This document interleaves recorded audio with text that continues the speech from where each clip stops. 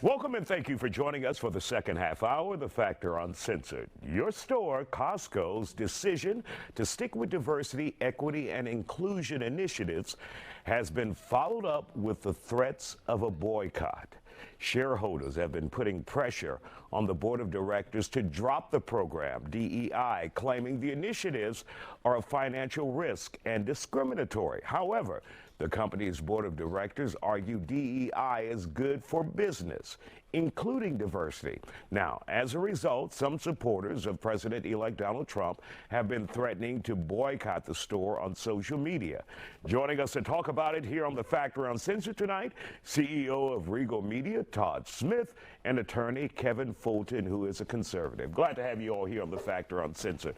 So, Todd, your thoughts about Costco saying, we're going to stick with DEI despite the threats of boycott and the ticking off President Donald Trump. I think it's good for business. Honestly, you're going to lose some people, but you're going to gain a lot of customers who want to support a company that supports DEI.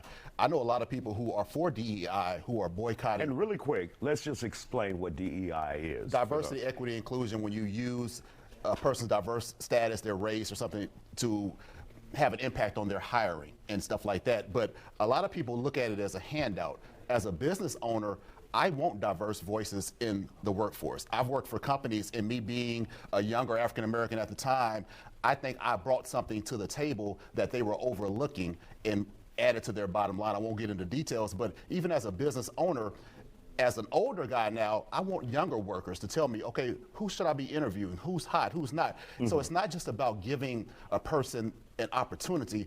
I might not look like the best candidate on my resume, but when you look at where I come from, what my tastes are, I can add value to your company that you might not even know you were missing. So when people bring in diverse employees, they could also bring in more customers because those employees could help them reach those customers. So it's not just a handout, it's just good for business also. All right, Kevin, your thoughts about this? Well, everything is being grouped into DEI, so I'm going to separate it out. I think it's a good concept when you talk about expanding your applicant pool. If you want to put in play where you're reaching out to more applicants so you have a wider base to pick from, I agree with that.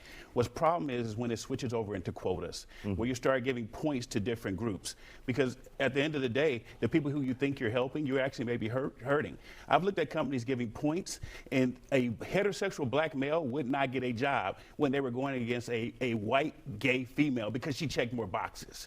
And so when you get to that point where you're quotas and you're checking boxes, I think then DEI is a problem. It does not make the company stronger, it makes it weaker.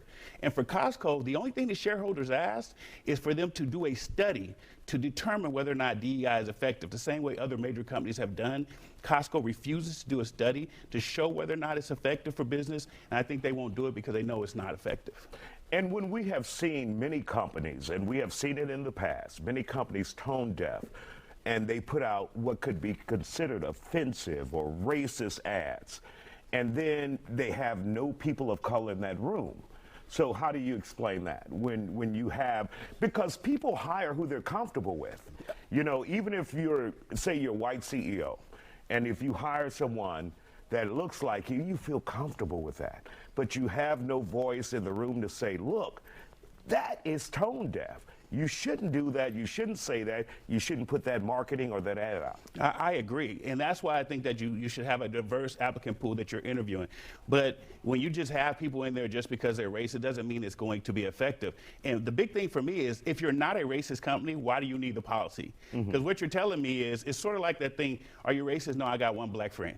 To me, that's the way the company is saying, we're not racist. Look, we have DEI. Well, if you're not racist, then you should have an equal footing for everybody that's coming in, and you should be hiring blacks, you know, Hispanics, people that are already showing you that they're capable of doing the job. You should already be doing that if it's an even playing field. But what you're telling me is, I must not have an even playing field, but I'm not racist because, look, I'm putting aside 10% of the jobs for black people. And really quick, 30 seconds, one black friend theory, your thoughts on what he says? I think what he's saying is true in theory, but I think it's hard to qualify whether somebody is right for a job. And I know you don't want to do quotas. We don't need to do that.